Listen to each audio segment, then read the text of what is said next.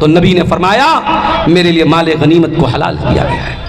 اور آپ نے فرمایا مجھ سے پہلے جتنے نبی آئے کسی خاص قوم کے لیے آئے، کسی خاص بستی کے لیے آئے، وہ ارسلت الی الخلق کافہ، لیکن میں ساری انسانیت کے لیے نبی بنا کر کے بھیجا گیا۔ وختم بی النبیون، اور نبوت کی مہر میرے اوپر لگا دی گئی، میں آخری نبی بن کر کے دنیا میں آیا، میں خاتم النبیین بن کر کے دنیا میں آیا، میرے بعد کوئی نبی آنے والا نہیں ہے۔ یہ عقیدہ ہے ہمارا اللہ کے پیارے نبی کے بارے میں۔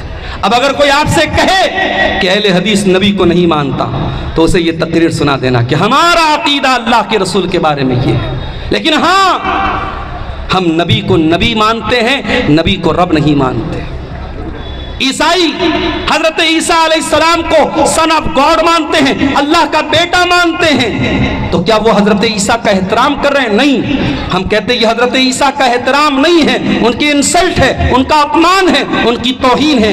عیسیٰ اللہ کے بندے ہیں، اللہ نے بغیر باپ کے پیدا کیا ان کو اپنی قدرت سے، لیکن وہ عیسیٰ اللہ کے بندے ہیں، اللہ کے رسول ہیں، اللہ کے بیٹے نہیں ہو سکتے۔ ان کو اللہ کا بیٹا کہنا اللہ کو گالی دینا ہے، اللہ کا اپمان ہے، عیسیٰ علیہ السلام کا اپمان ہے۔ اسی طریقے سے آج جو لوگ ہمارے نبی کے بارے میں الٹی سیدھی باتیں کرتے ہیں، کوئی کہتا ہے کہ کعبہ بھی جھک رہا ہے محمد کے شہر میں، کوئی قوالی گا رہا ہے، کہہ رہا ہے کہ کعبہ بھی اللہ کے نبی کے شہر میں آ کے جھک رہا ہے، کیا یہ کعبہ کی توہین نہیں ہے؟ کیا یہ اللہ کے گھر کی توہین نہیں ہے؟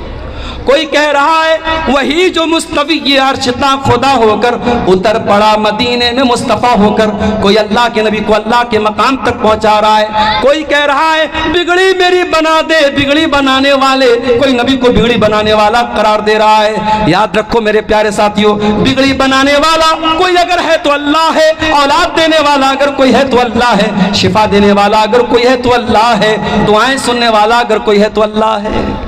قرآن کہتا ہے یا اہل الکتاب لا تغلو فی دینکم، اے اہل کتاب اپنے دین کے اندر تم غلو مت کرو۔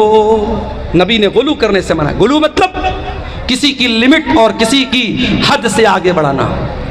ہمارے جلسوں میں جو نظامت ہوتی ہے الحمدللہ، اکثر جو پروگرام کے نظامت کرنے والے ہوتے ہیں بہت اچھے الفاظ کا چناؤ کرتے ہیں، صحیح باتیں بولتے ہیں، مگر کبھی کبھی بہکنے والے بہک بھی جاتے ہیں، ایسی باتیں کرنے لگتے ہیں جو نہیں کہنی چاہیے۔ اہل حدیث کے اسٹیج پر مبالغہ آرائش سے کام نہیں لینا چاہیے، کسی بھی شخصیت کے بارے میں غلو نہیں کرنا چاہیے۔ ہماری شریعت نے نبی کے بارے میں بھی غلو کرنے سے منع کیا ہے۔ آئیے ایک حدیث